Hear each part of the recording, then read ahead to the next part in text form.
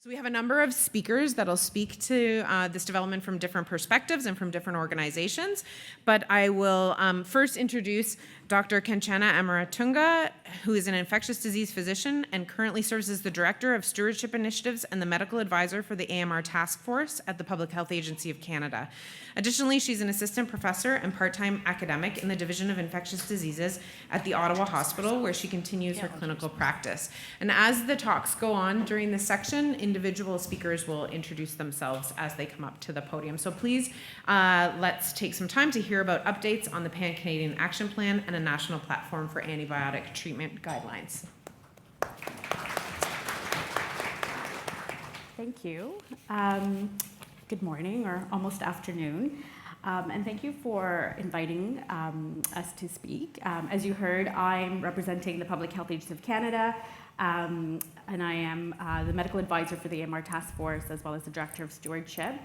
It's my pleasure to be here today, and I'm really excited to talk about this project that we're going to be presenting on with our partners here from AMMI Canada, as well as Firstline. And it's really a first of its kind in terms of national antimicrobial prescribing guidance. But before we get started, I'm going to give a little update of what's happening on the federal side. There's going to be a little bit of government talk and bureaucratic gibberish, so just bear with me. No conflicts of interest to declare for any of the speakers. I'm just going to outline the objectives. So first of all, I'm going to give an update on the Pan-Canadian Action Plan on AMR. I'm also going to, hopefully the audience will be able to walk away with understanding the current AMR landscape within Canada and globally. There'll be a review of the WHO Essential Medicines List and Antibiotic Handbook. Audience will hopefully gain a clear overview of the goals and methods behind the Canadian antibiotic treatment guidance, including how the evidence was put together, was reviewed and adapted. We're going to navigate and use the Firstline platform to access and integrate the guidance into point-of-care decision-making, including an example, and then learn what's coming next for this national initiative. So,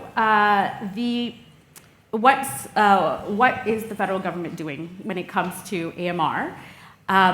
Many, if not most of you, have probably heard of the Pan-Canadian Action Plan on AMR.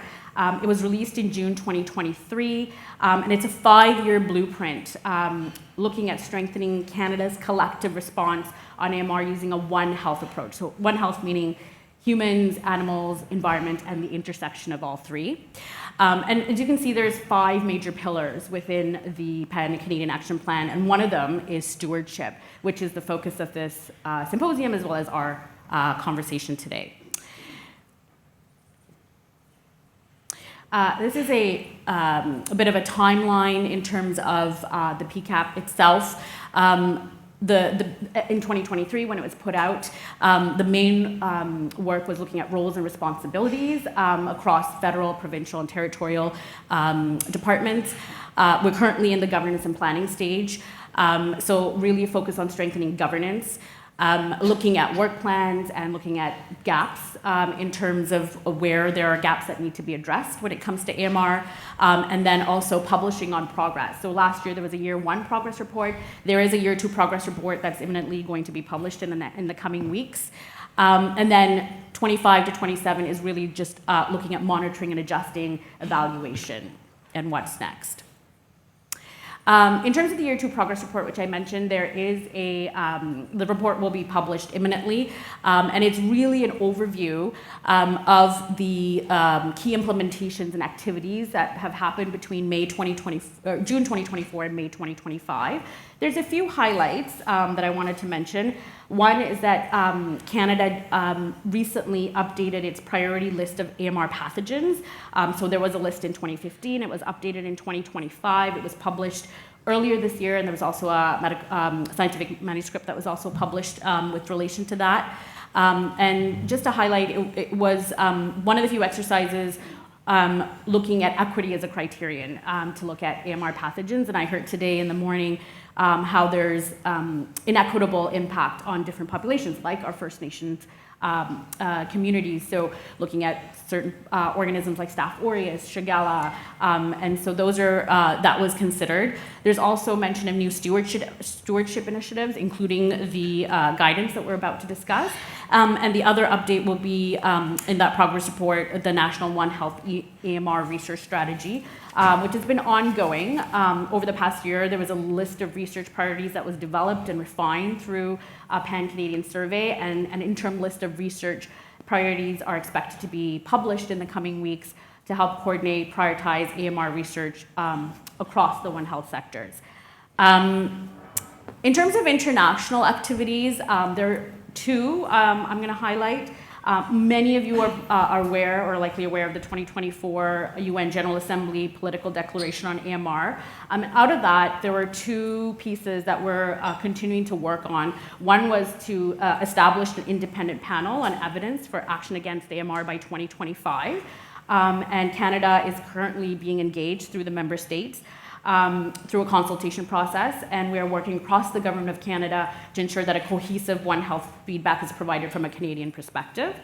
The other piece is the Global Action Plan on AMR. There is a agreement to update that action plan, noting that it's not a complete rewriting of the action plan that was done in 2015, but to update based on current needs, and that's an ongoing work. And similar to the panel that I mentioned, consultations are underway with stakeholders, including Canada, who's actively participating in all of those consultation opportunities. This slide is just really to highlight all the activities that's happening within the 5 pillars: surveillance, research innovation, infection prevention control, leadership, but stewardship is the focus today, and human health guideline development was one of the major deliverables for the PHAC. So with that, before I turn it over to Deb, in 2024, FRANÇAIS announced an investment in the development and dissemination of national human antimicrobial prescribing guidelines. So utilizing the WHO Aware Antibiotic Book as a reference, the goal was to develop national prescribing guidelines for specific infectious syndromes in humans. So as you'll hear, AMMI Canada spearheaded the development of those guidelines, and Firstline is a group and the app that we're using it for dissemination. This is an investment and a step forward in ensuring that clinicians have access to evidence-based guidance, especially those that don't have access to evidence-based guidance at the bedside, and hopefully will continue to contribute to ensuring prudent and appropriate antimicrobial use, especially in the community, and will continue to contribute to the fight against AMR. So with that, I'm going to turn it over to my colleague, Deb.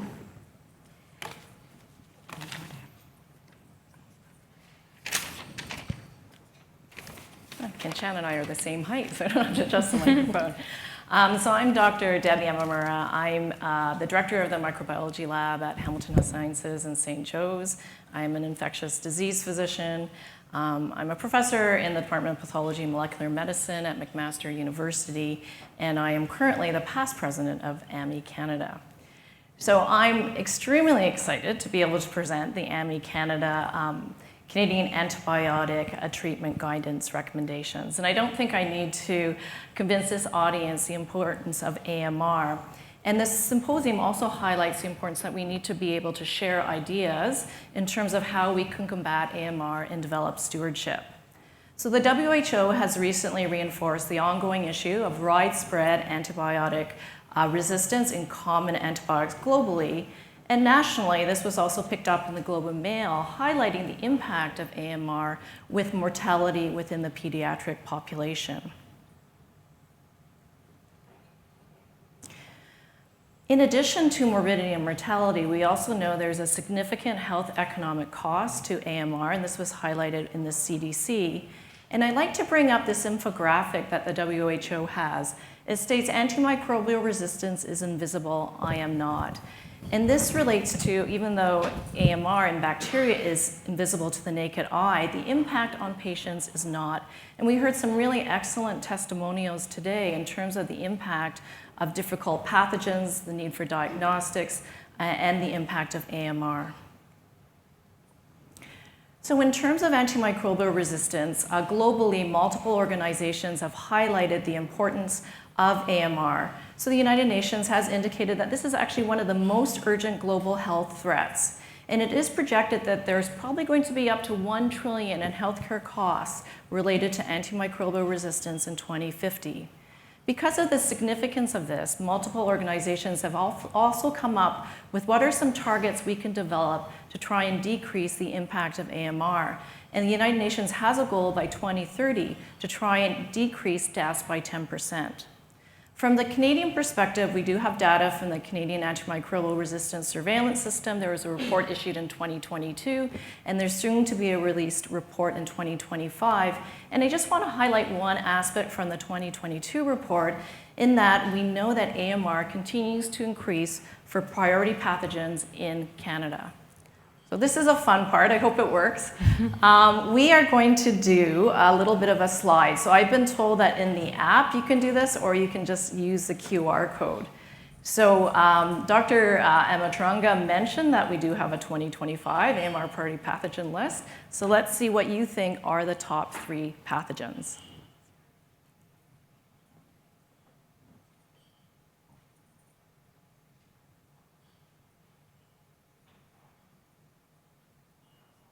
I'm not sure if that's just one person, but if we could have a few more. Okay, so we're getting a few more. So just because of time, I am going to go on. Okay, that looks more representative.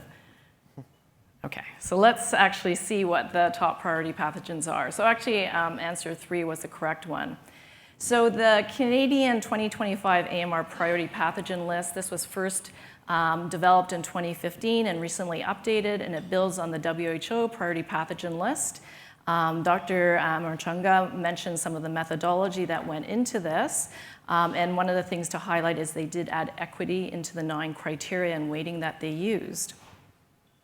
So if you look at the list, you can see that carbapenem resistance in Enterobacterales, which is E. coli and Klebsiella, Pseudomonas aeruginosa, and Acinetobacter species, are in the tier 1 in terms of the most highest priority pathogens. You can see drug-resistant Neisseria gonorrhea is there. So Candida auris made its first appearance on this already at tier 1, and as you know, this is a multi-drug resistant Candida species. And then ESBL beta-lactamase producing Enterobacterales. But you can see from the scope, looking at all the tiers, that there are multiple pathogens where AMR is an issue. So I'd like to focus on the WHO Essential Medicines list. So the EML was actually first published in 1977, but the antibiotics and the AWARE categorization were published in 2017 and brought in within the EML list. So I want to discuss the 3 categories, and it uses a traffic light sort of analogy of green, yellow, and red. So the green antibiotics are the access antibiotics, and these are those that have activity against a wide range of pathogens, and they have lower resistance potential than other antibiotics. These are used widely as first and second choice for empiric treatment for common infections, and they really should be accessible worldwide. For the watch antibiotics, in contrast, there's a relatively higher risk of selection of bacterial resistance, and there may actually be increased toxicity. They can still be first and second choice empiric antibiotics, but more limited to certain syndromes. And then the reserve ones really are those that are last resort antibiotics, highlighted by our patient that has cystic fibrosis. With these ones, they should only be used for the treatment of MDR organisms or when there's a high clinical suspicion.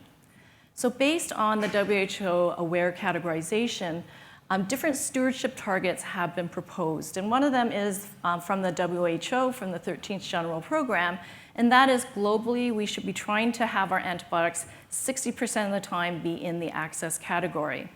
More recently, at the United Nations Declaration on AMR in 2024, and this was endorsed by the Canadian government, they had a higher rate in terms of going for 70% by 2030.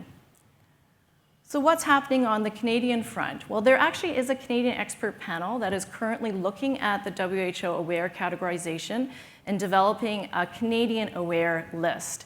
And this is particularly important because there may be differences in terms of the antibiotics that are available in Canada, and also we may have different resistance patterns. This should be launched in the spring. What do we know about the AWARE categorization and how it leads to resistance? So this paper in 2022 was quite interesting. And I think some of the take-home messages is that any use of antibiotics is going to be significantly associated with colonization or infection. And so as we know, stewardship to minimize antibiotics, so you are not using antibiotics when you're treating a viral infection, is absolutely critical. We know that there's a higher odds ratio of developing resistance if they're in the watch or reserve category, and not surprisingly, linezolid and carbapenems are those with the highest association. The lowest association is actually with first-generation cephalosporins. We know that antibiotic use is one of the main drivers for AMR. And so what is happening on the Canadian front? So there is some data. During COVID, there actually was a decrease in prescribing, but unfortunately this increased by 24% leading up to 2024. We do have access to this database, the IQVIA, and this actually looks at community prescribing, looking at retail pharmacies. And there is some Canadian data from 2019. It sort of gives us an idea as to how many prescriptions are being written in the community. And it highlights that there is actually considerable differences between the provinces, with the highest in Newfoundland and Labrador and the lowest in BC. And if you look at the graph, you can see that looking at some target antibiotics, such as the fluoroquinolones, which are in the in the watch category, you can also see some variation. We also have some global data from the same IQVIA, and in this one, only up to 2015, Canada was just below the 60% access target for community prescription. From some Canadian data, we know that actually some news is actually pretty good. We had increased to 70% of antibiotics in the access category in the community, and we do have some data for some syndromes, which I've listed. And we also, though, have to focus on the hospital, and we have NAPS data in Canada, and it does highlight that there's overall 25% inappropriate or suboptimal antibiotic prescribing. And if you look at what syndromes that maybe should be a target, UTI and community-associated pneumonia. So this comes to the WHO Antibiotic Handbook, and this served as the starting point for the Canadian treatment guidance. So the WHO Essential Medicines List in AWARE had an expert panel that started in 2016, and they used an evidence-based approach to provide recommendations for first and second line agents. And the goal was really to optimize the quality of antibiotic prescribing, including for low and medium income countries. The WHO AWARE Antibiotic Book incorporates some additional things. So from a pragmatic purpose, if you're going to be providing clinicians with tools, you have to also provide information on clinical features and diagnostics. So this was not part of their evidence-based review, but it was a pragmatic approach to providing clinicians with information that was helpful. So why do we have the Canadian Antibiotic Treatment Guidance? So we felt that because the WHO Essential Medicines List started in 2016, we could actually look at the most recent systematic reviews and meta-analysis to give a very up-to-date 2025 recommendations. And this was based on a very solid methodological framework, which Dena Zeraatkar is going to go into detail. I think the other thing is we wanted to make sure we incorporated patient preferences, and these had to reflect the Canadian system. And national adaptation is essential because it has to reflect our healthcare system, has to reflect our physicians, our nurse practitioners, and our pharmacists' needs. So the antibiotics must be those that are available in our system that are used. It has to reflect our diagnostic testing recommendations. We can integrate Canadian data on AMR. And I think one of the important things is we can actually link to tools already developed for Canadian physicians to be available at that point of care. In particular, Choosing Wisely has some excellent toolkits, and we're also able to link to PHAC, to the STI guidelines, and NACI with vaccination recommendations, because as we all know, vaccination to prevent infection is also a stewardship component. We were able to incorporate beta testing feedback from an expanded stakeholder base, which made this truly adapted for Canadians. And I think one of the other things is, given the solid methodological process we used, this can be a reference document that enables collaborative adoption with other provincial and local prescribing programs. So this just indicates that Dena and I are the chairs. And I do want to highlight, I had an excellent panel which reflects a wide range of expertise. It includes expertise in antimicrobial stewardship, infectious disease, med micro, pharmacy, public health, primary care, and pediatrics. This is a timeline, and because we have to make sure we get this done a little bit quickly, I'll just want to highlight a few things, namely that we did go live with our launch of the guidelines in English and in French on November 7th, so in a really important milestone. And then by March of 2026, we hope to have completed the first cycle of syndromes. So these are the current syndromes that are available. We did target a respiratory. We had a community focus, so there's been a lot of discussion about the need for stewardship in the community with primary care physicians. We have both adult and pediatric recommendations. In progress and soon to be released are skin and soft tissue and UTI, and these are the syndromes that should be completed by March of 2026. And with that, I'm going to hand it over to Dena Zeraatkar, who will talk about the methodological process. I think I went. Okay. All right. There you go. Thank you, Deb. My name is Dena. I'm an assistant professor at McMaster University, and I'll be describing our methods for guideline development, which builds on the established grade development process. This framework provides a structured approach for adopting or adapting guideline recommendations or developing new ones when sufficiently trustworthy or applicable recommendations do not exist. For development, our primary source guideline is the WHO AWARE guideline, a version of which is published in the WHO AWARE Antibiotic Handbook, and a version available in the journal Clinical Microbiology and Infection. So to formulate recommendations, the panel works through the grade evidence to decision framework, a framework to ensure that all potential considerations that may impact the direction or the strength of recommendations are systematically and transparently considered, like health benefits and harms, patient values and preferences, resources, acceptability, feasibility, and equity.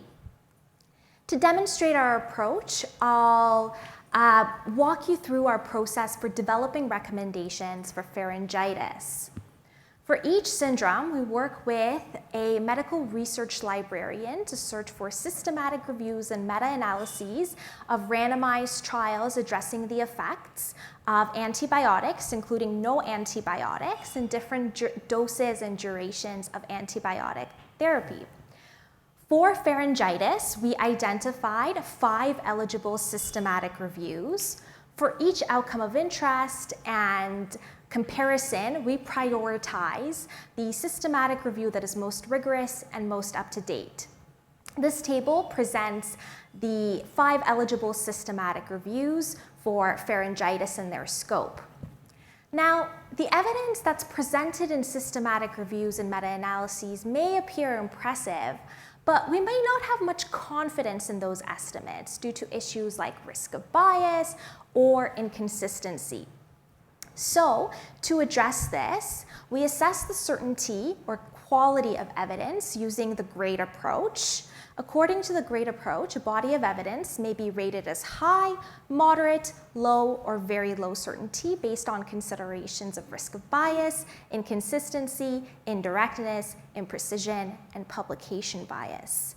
High or moderate certainty evidence indicates situations in which the estimated effect from a systematic review and meta-analysis is likely to be very close to the true effect, and low or very low certainty evidence indicates situations in which the estimated effect may in fact be substantially different.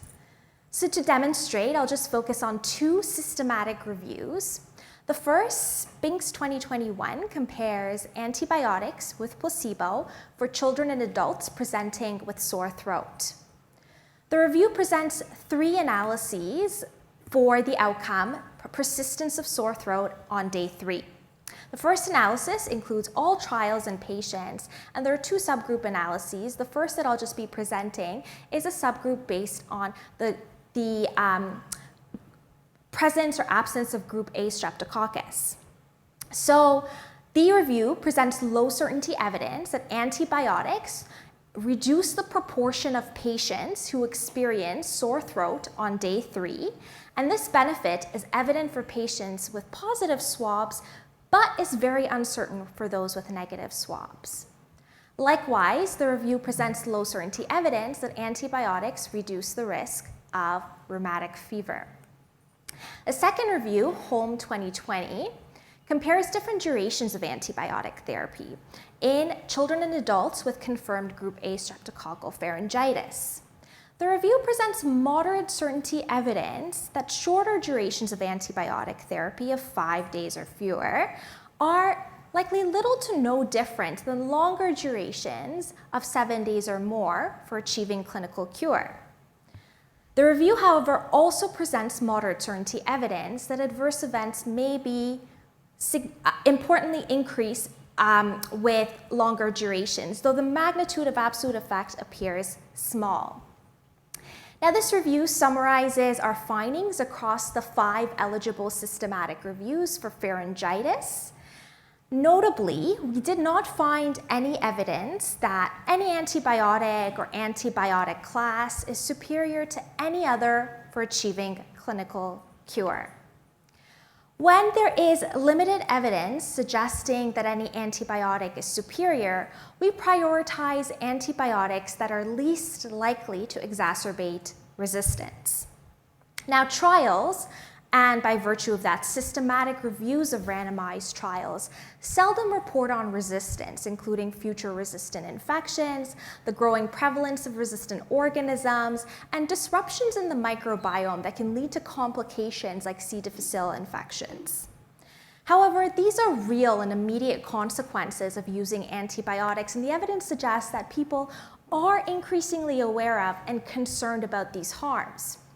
So, to integrate considerations related to antibiotic stewardship, we drafted a set of overarching principles to guide how we make judgments.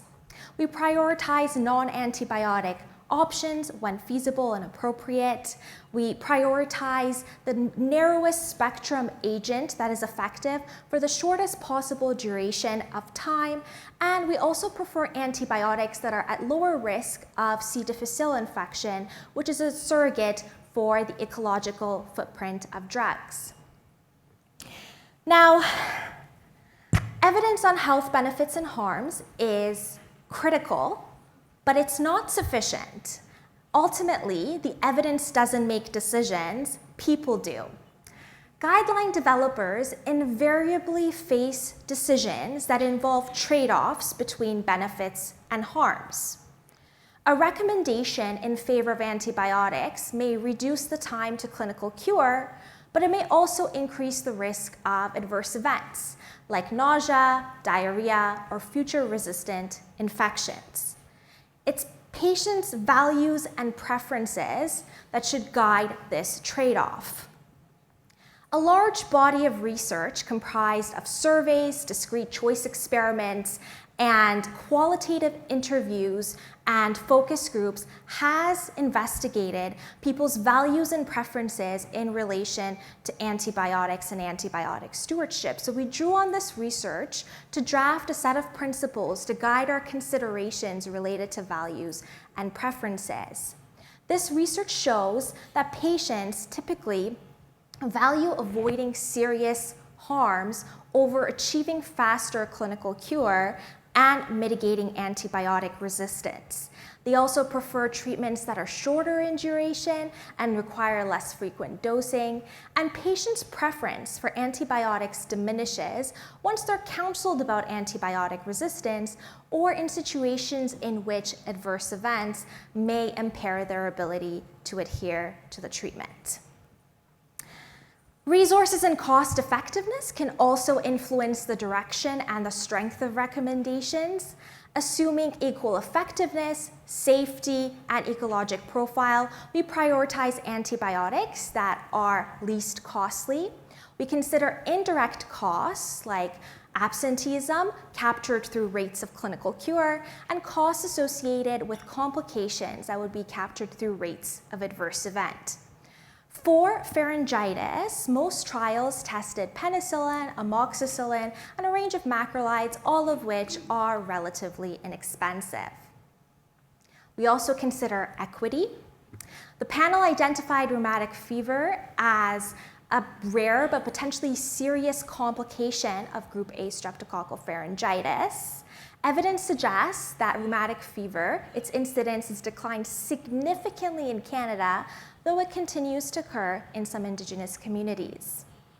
So the panel meets virtually to review the evidence and each of the great evidence to decision factors to formulate recommendations. It starts off with the WHO recommendations, which it either adopts or adapts, or if it is not applicable or inconsistent with the evidence, develops completely new recommendations. For pharyngitis, the WHO guideline recommends as first choice penicillin and amoxicillin, and second choice cephalexin and clarithromycin. The guideline recommends treatment for 5 days unless in regions with high risk of rheumatic fever, in which case it recommends treatment for 10 days. Aligned with the grade approach, the panel also grades the strength of recommendations. So the panel makes strong recommendations in situations in which the benefits of a particular course of action clearly outweigh harms for nearly everybody, and conditional recommendations when the benefits of a particular course of action probably outweigh harms, but there is uncertainty or very close trade-offs. Conditional recommendations signal the need for clinicians to facilitate shared decision-making with patients. Now I'm pleased to present our recommendations for pharyngitis. The panel for non-group A streptococcal pharyngitis made a conditional recommendation in favor of watchful waiting. For adults with group A streptococcal pharyngitis, the panel largely adopted the WHO recommendations, except it deviated from the recommendations by specifying amoxicillin as second choice. As I mentioned previously, we didn't find evidence that any antibiotic or antibiotic class is superior to any other, and so we prioritized the narrowest spectrum agent, penicillin, to mitigate resistance. For children with group A streptococcal pharyngitis, we adopted the WHO recommendations favoring penicillin and amoxicillin, similarly just because some children may not yet be able to tolerate tablets. We also adopted the WHO recommendation for 5 days of treatment based on evidence that shorter and longer durations of treatment are likely very similar, though there may be an increased risk with longer durations of therapy. Now, clinicians may express concerns about the shorter duration of therapy and the risk of rheumatic fever. Our very careful review of the evidence did not suggest that shorter durations are associated with increased risk of rheumatic fever. Our recommendation for 5 days are also consistent with guidance from the WHO, UK NICE, and guidance from Germany. Nonetheless, clinicians may choose to offer longer durations of treatment for patients at higher risk of complications of pharyngitis, such as rheumatic fever. And with that, I will pass it back to Deb. So I'm quickly going to go through the going from evidence to action, and this is using the Firstline app. Dr. Saatchi and Holly Chen will be giving more in-depth description of Firstline and its role in stewardship, but we're going to take what Dr. Zeraatkar just mentioned and see how we can adapt that to the Firstline app so it truly is a point of care information that can be used at the point of clinical decision making. So if you wanted to follow along, please scan and you can actually go and download the Firstline app for free and select our Canadian antibiotic treatment guidance. Okay, so this case is a pretty typical one that's seen in primary care. 14-year-old male has a sore throat and fever. fever for 3 days, and on exam he has exudate on both tonsils, tender cervical lymphadenopathy, and he has a patient-reported penicillin allergy with a rash when he was 2 years of age, which did not require any treatment. So this is a second poll. So based on what you have heard, which antibiotic and duration of treatment would you recommend? I've given some leeway because obviously there would be a little bit more additional information if you were seeing the patient.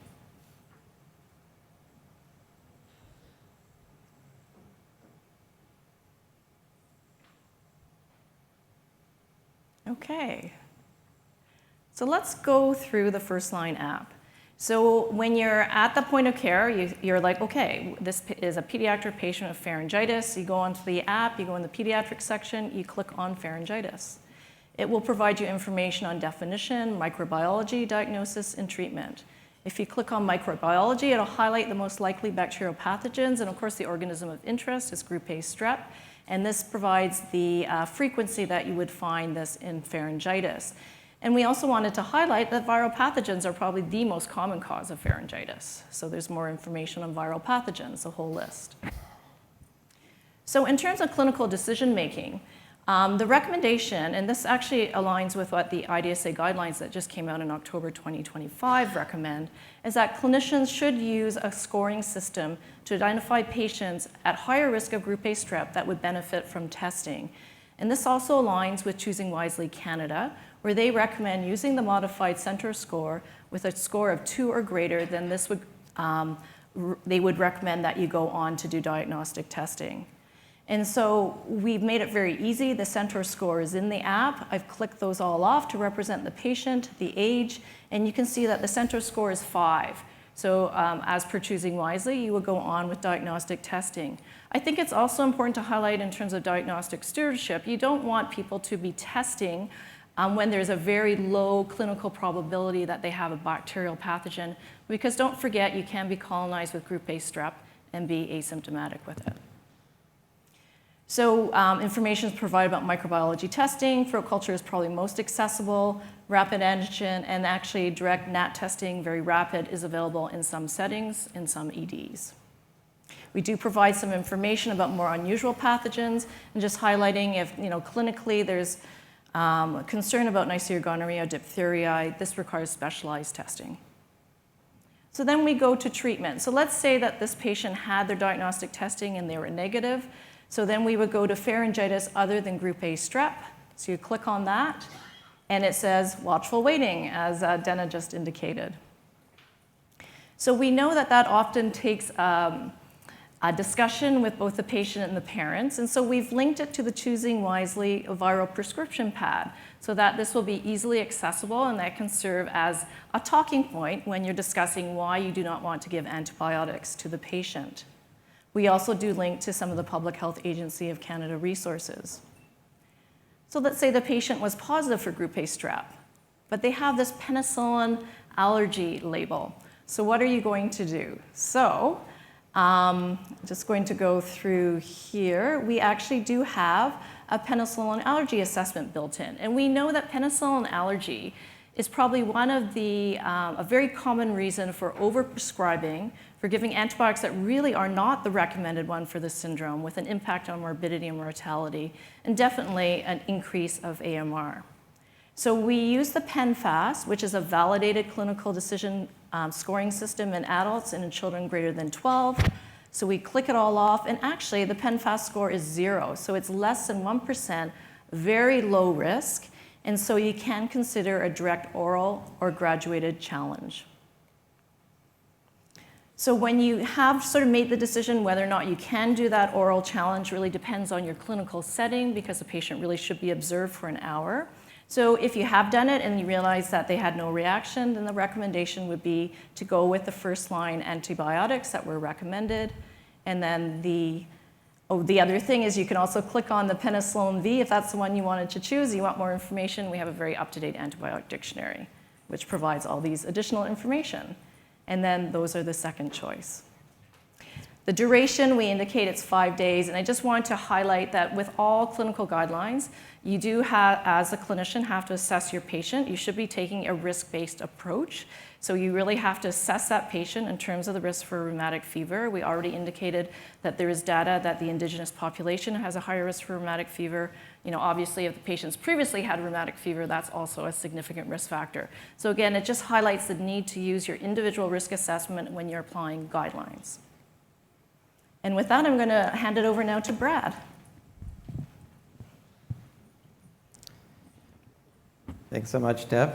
So I'm going to switch gears a little bit here and talk about, briefly guide you through some of the knowledge translation and evaluation principles associated with looking at this guidance. So it's great. We have these guidelines available. We have an application that's available pretty much at the point of care to help us with prescribing.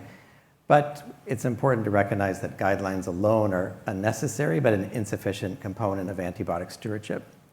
If you look here, this is the U.S. Centers for Disease Control core elements for what a stewardship program should entail. It's got at the core, you need to have leadership, accountability, and expertise to run your program. You need to have tracking and reporting of data. You should be educating patients and providers. And where the guidance comes in is the action, because if we know when to use antibiotics, for how long, and which ones to use, that can inform a lot of our stewardship strategies. But just important, I think, to take into account that that's just a small sliver of what we need to do from a stewardship perspective. And so simply making the guidelines available may not be enough to change practice. And that's because there's a bit of friction between what we actually know and what we really do in practice. And so some of these frictions here can be looked at in the different buckets. So at the system level, the facility or the organization, and the individual level. So we need to think about all the competing priorities. There's so many other requests and priorities that are going on nationally and provincially. Maybe people are not as aware of AMR as they should be. There's 10 different provinces and 3 territories, and we all have to work together to roll these out. At the facility level, we need leadership support. We need some resources to really integrate these into practice. And at the individual level, you have a patient in front of you, and you're not always thinking about the guidelines as top of mind. Maybe you're really uncertain about what the diagnosis is in the first place. Maybe you have time pressures or pressures from the patient or influence from other providers. So taking all of this into account, we can think about some strategies that we can use to overcome some of these potential barriers. And so this is where I think the secret sauce is to make the guidelines work, is to really pair them with active strategies. So these are some examples of considerations of how you can pair the guidance. So things like combining the guidance with prescriber-specific feedback. You're going to hear this afternoon about peer comparison as a way to leverage some of these guidelines. Prospective audit and feedback, that typically happens in hospital setting. You can refer back to these guidelines as a standard for how we should be optimally prescribing. Integrating into workflow, so things like using the electronic health record, clinical decision support, to really make it as easy as possible to prescribe the right antibiotic. And then building antimicrobial stewardship capacity. So we really want people to think about the contents of the guidelines even when they're not right in front of them. So things like education, mass media, even things like academic detailing, and some of the tools that we talked about earlier, like the viral prescribing pad or the delayed prescription. And then finally, we can really leverage these guidelines to measure appropriateness. They now really serve as the gold standard by which we can measure how well we're doing with respect to antibiotic prescribing. And so when we want to look at how well we're doing in terms of impact, there's a really nice evaluation framework. This is called REAIM, and it helps us to think about some of the considerations and key components of evaluation. So REAIM stands for reach, effectiveness, adoption, implementation, and maintenance. And these are some of the things that we're thinking about nationally, and hopefully people are also thinking about locally, and we can work together on some of these potential evaluations. I know as a clinician, a lot of us really focus on effectiveness. We want to know right away, did the guidelines work? Did they reduce antibiotic prescribing? Did they make an impact on antimicrobial resistance? And that's super important, but it doesn't tell the whole story because you need to think about the other factors that are influencing effectiveness. So reach, are the guidelines getting into everyone's hands? adoption? Are there organizations that have agreed to, take this up and implement it into their practice? Are they being endorsed by other national organizations? Implementation, are we seeing some adaptations at the local or the regional level where they're trying to implement it into EHRs, for example, or feedback cycles through audit and feedback?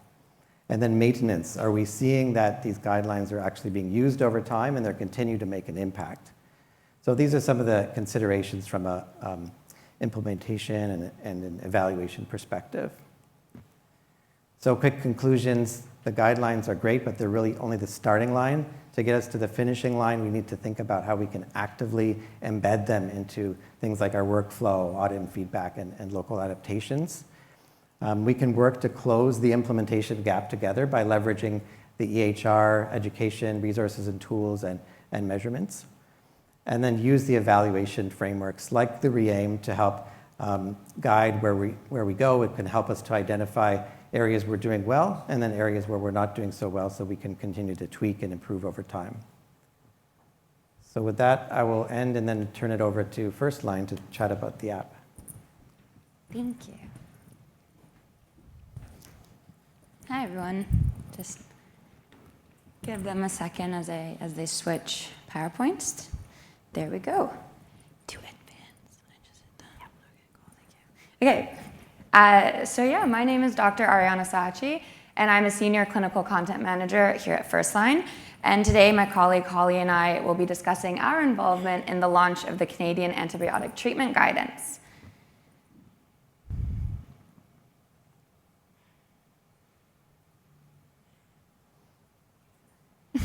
Oh, I got it.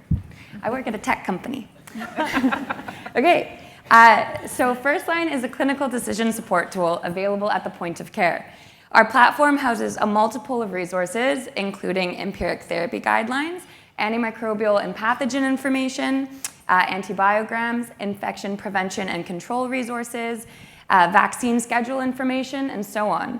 We also offer functionalities like push notifications to engage end users about important guideline updates, drug shortages, potential outbreaks, and more. Got it. So currently, Firstline is the official ID reference at over 400 hospitals worldwide. We are available in 6 languages. And our partners include local hospitals, health systems, cities, provinces, nations, and international organizations like the WHO. And ultimately, we are a tool for antimicrobial stewardship. We bridge the gap between what clinical evidence knows and what healthcare professionals can readily access at the point of care. And as previously mentioned, one of the pillars of the Pan-Canadian Action Plan is stewardship.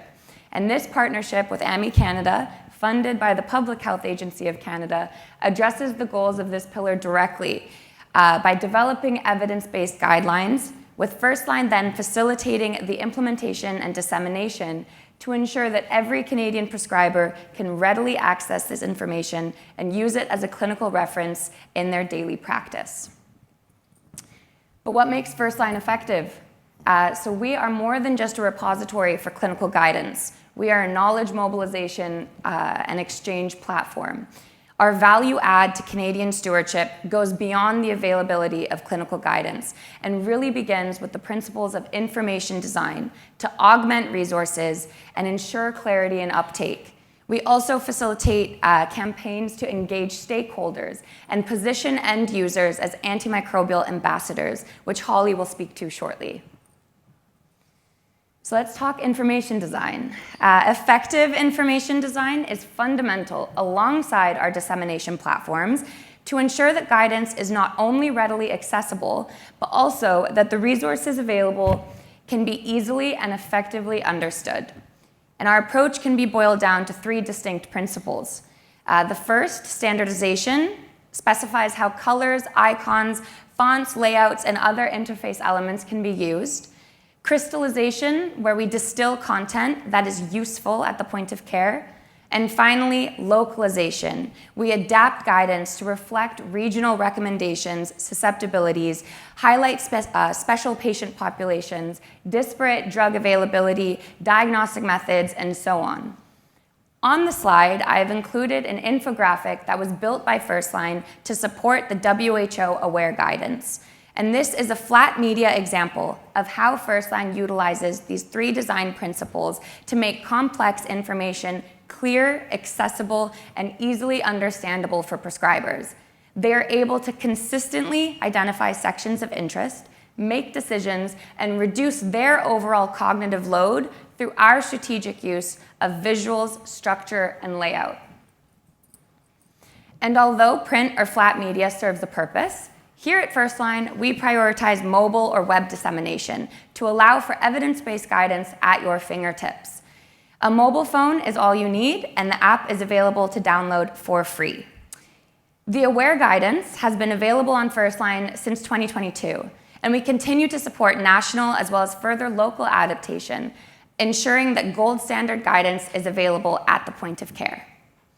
And we are already seeing this play out in real time, with both national and regional adaptations completed in Italy and now in Canada with the launch of the Canadian antibiotic treatment guidance.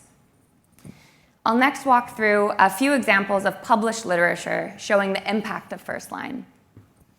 So this point prevalence study was the first academic publication to evaluate the implementation of Firstline alongside ongoing stewardship efforts from Dr. Peter Daly, making eye contact. Study authors identified clinically significant correlations between the launch of their guidelines, decreased antibiotic use, as well as increased appropriate prescribing. In this ITS study out of Italy, authors identified statistically significant decreases in both antimicrobial consumption as well as 30-day readmissions post-launch. They also identified an increase in appropriate antibiotic use following their implementation of Firstline. And finally, most recently, in September of this year, a study was published examining outpatient antibiotic use, which is especially timely given that the Canadian guidance also centers community care. So following the implementation of Firstline, authors identified statistically significant increases in adherence to local guidelines, as well as access antibiotic use. And together, these studies demonstrate the real-world impact of Firstline as a stewardship tool to support clinicians and improve prescribing quality. And with that, I'm immensely proud to say that the Canadian antibiotic treatment guidance is now live on Firstline, and I will pass it off to my colleague Holly to speak to our communications branch.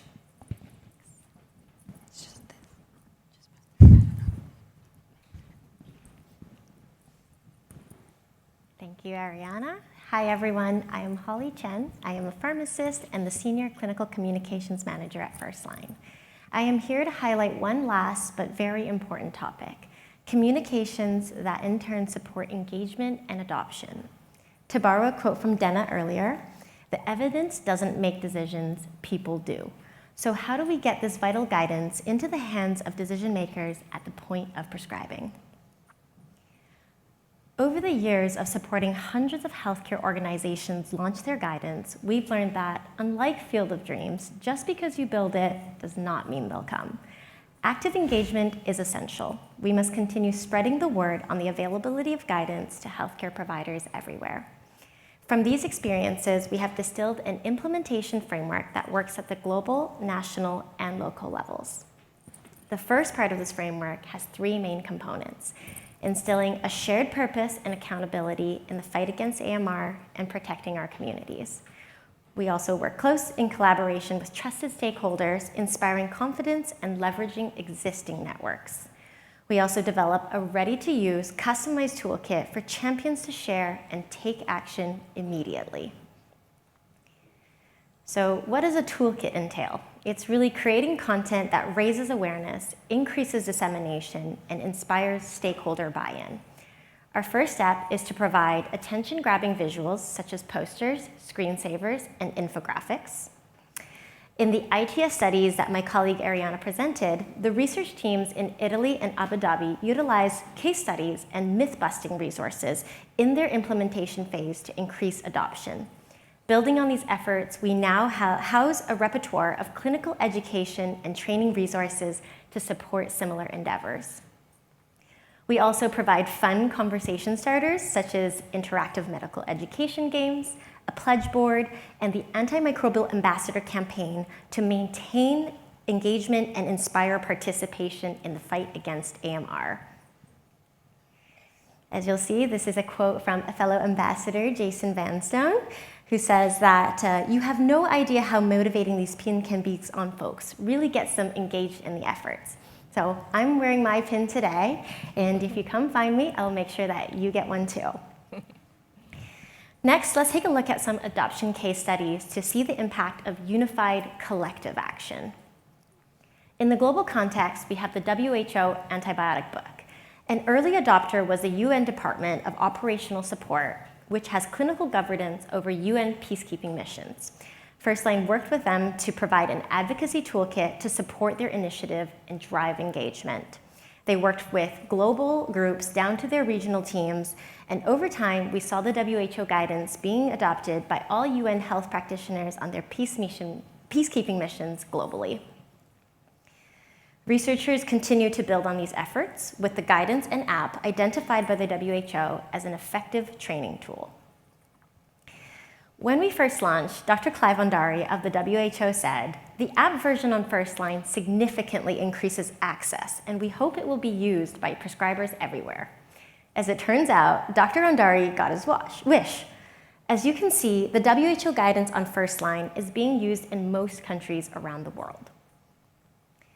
In the national context, the AWARE guidance was localized in collaboration with the Italian National Medicines Agency, AIFA. It was released in 2025 with an outpatient focus, which parallels the community-focused guidance that AMMI has developed. Regionally localized versions are now also available on Firstline, with more to come. With the AIFA communications team, we outlined a high-level strategy on engaging their regional governments, local health units, and national organizations such as the Italian Pediatric Society. As you'll see, at 9 months post-launch, their usage pattern largely follows their population density, but most importantly, we are seeing uptake in all regions and corners of Italy, something that we'd love to see in Canada as well, especially in supporting our more rural communities. And this brings us to where we are today, the initial launch of the Canadian Antibiotic Treatment Guidance. The unique part about this project is that we were directly in our home base here in Canada, allowing us to begin engagement early in the development process. We collected feedback from a beta testing group representing healthcare providers across the Canadian landscape. In turn, they became early adopters and champions of the guidance. Now, this is where I turn to you. As stakeholders in the Canadian landscape, let's work together to protect generations of Canadians one antibiotic choice at a time. The guidance and toolkit for dissemination are all available for download on our website, and I encourage you to share this with your network of colleagues who may find this guidance applicable in their day-to-day practice. The French toolkit is also available, and it links directly to the French version of the guidance. Looking at future opportunities for engagement, we are already receiving interest from provincial health authorities to adapt the guidance into their local context. We will also continue engaging professional bodies, universities, and other organizations to support opportunities for continuing education, conferences, and outcomes research. Now, what's next? There are definitely more guidelines coming, and you can stay up to date by downloading the app and turning on notifications. It will be one of the quickest ways to learn about new guidance. We'd also love to hear your feedback, and you can do so by clicking on the feedback icon that will appear on each guideline screen. And with that, I would like to acknowledge the various groups and individuals that have supported this project. Thank you very much.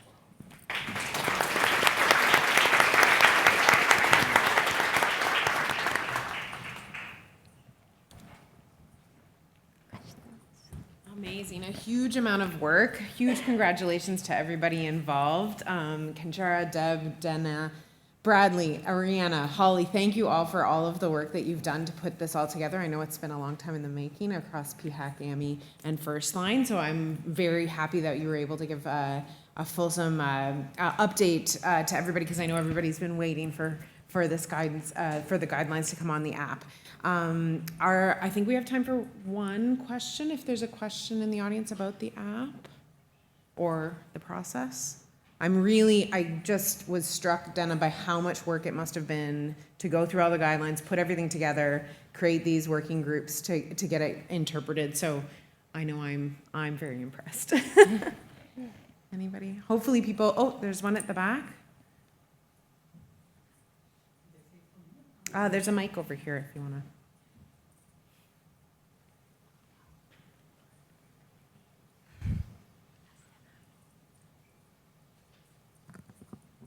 I'm Dr. Farhat. I work in Toronto, and we serve over 2,000 patients a day. I have just one question about this new app, which is hopefully will be very helpful to clinicians. Does it mention anywhere if there was any studies about what is the failure rate of empirical therapy specific to a site, such as urinary tract infections? What is the failure rate of empirical therapy? Because, as an example, the failure rate known for UTIs is generally believed to be between 12% to 20%. That's empirical therapy, which means recommendations.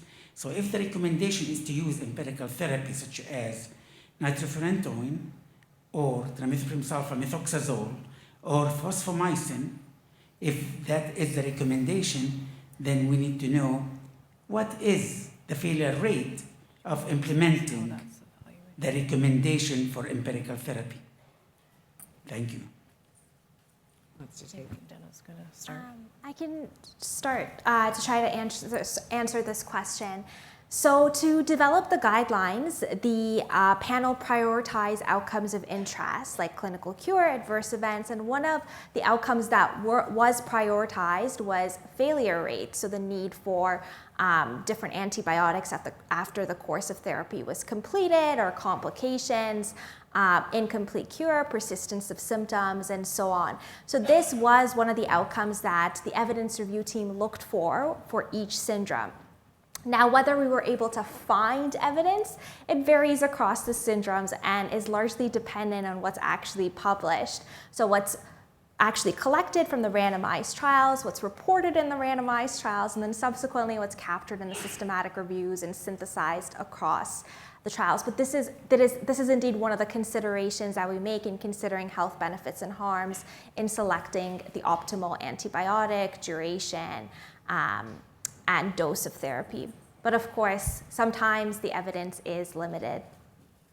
I think I'm going to make a comment also that therapy is also dependent on your local epidemiology, right? So this is national guidance, it's an overview, and the goal is that hopefully regions, provinces, territories down to practices will adopt it. But as a clinician, as a prescriber, you have to keep in mind your local epidemiology, your local population, which is, again, it's the patients that ultimately, I don't remember Dena's quote directly, but it's patients that drive care and prescribing. Just a little comment. It is not necessarily true that physicians are aware of what is the epidemiology of resistance in the local area where the patient resides. So as we know, trimethoprim sulfamethoxazole, one of the recommended drugs for first-line therapy of UTIs or cystitis uncomplicated UTIs, actually the recommendation says if the local rate of resistance is more than 20%, and that came from ITSA, Infectious Society of America, and now adopted, if I'm not mistaken, also in the same case in Canada or in our region. So if a patient lives in Mississauga, but their physician is outside that region, I don't know if the physician would be aware of what is the resistance rate among UTIs clinically.